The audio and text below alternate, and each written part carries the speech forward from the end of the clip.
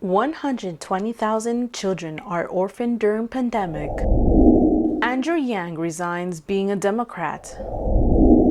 DEA agent killed in Amtrak shooting. Since the start of the pandemic, more than half of the children in the U.S. have lost their legal guardian and faced multiple challenges and hardships. Recent studies show that a staggering number of children have been faced with the loss of a caregiver due to COVID-19.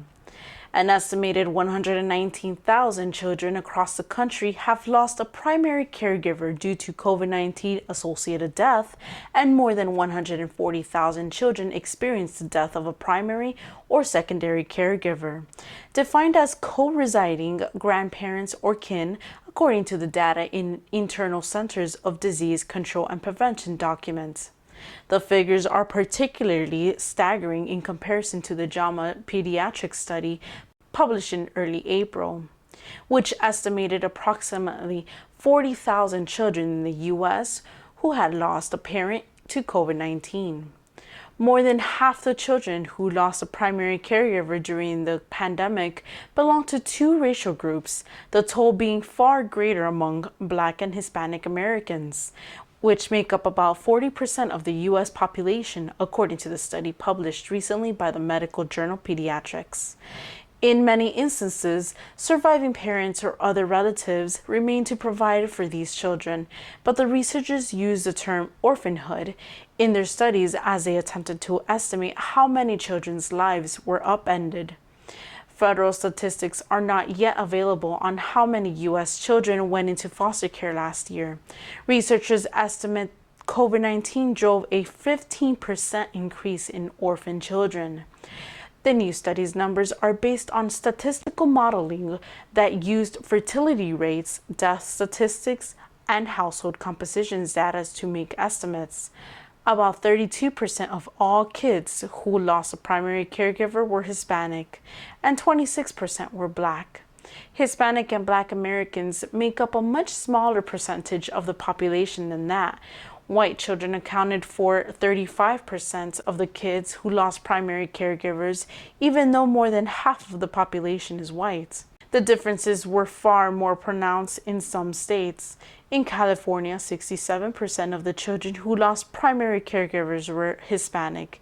In Mississippi, 57% of the children who lost primary caregivers were Black, the study found. The new study based its calculations in excess deaths or deaths above what would be considered typical. Most of those deaths were from the coronavirus, but the pandemic has also led to more deaths from other causes.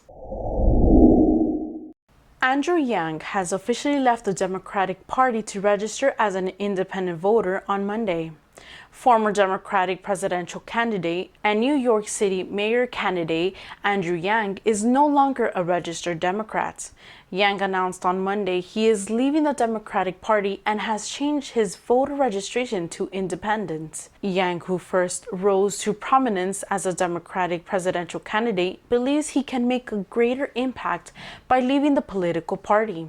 He said that the current political system is stuck, partly due to increasing polarization, and that it has constrained people's impacts. The Taiwanese American is best known for advocating universal basic income, which was a core tenet of both his presidential and mayoral runs. But while he promised $1,000 a month for every American adult during his bid for the White House, he planned to give $2,000 a year to New York City's lowest income residents as mayor. In a blog post announcing his decision, Yang said a necessary reform to unlock the system is a combination of open primaries and votings.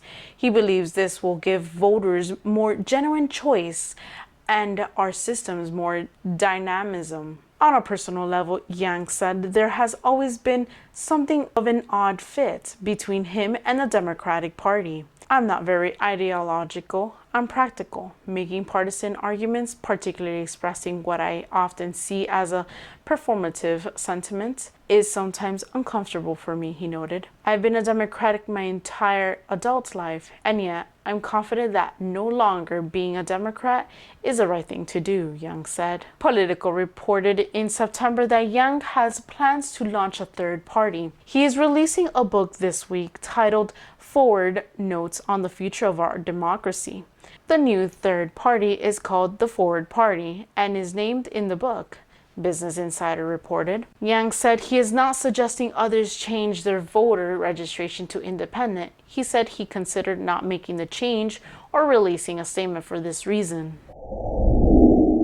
The fatal shooting of a DEA special agent and an Amtrak passenger in Arizona is being investigated by the FBI, as law enforcement officers mourn the death of a colleague who was part of a team engaged in what Tucson Police Chief Chris Magnus called a routine interdiction check of the train while it was briefly stopped. According to Magnus, several members of the County Narcotics Alliance Task Force boarded the eastbound Sunset Limited shortly after it arrived in Tucson around 7:40 a.m. with a crew of 11 and 137 passengers.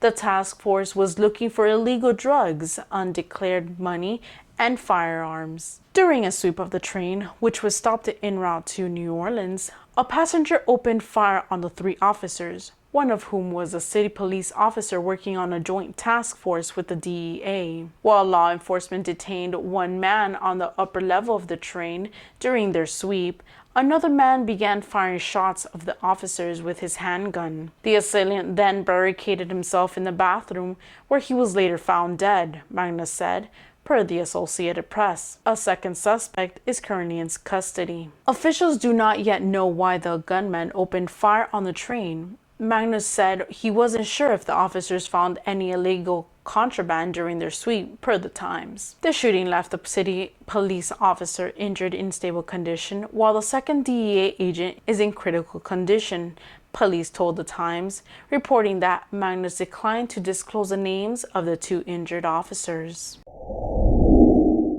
I'm Joyce Grace. Please share, subscribe, and like our channel so you can help us inform more people about the latest news around the globe. Thank you for watching our video, and see you next time.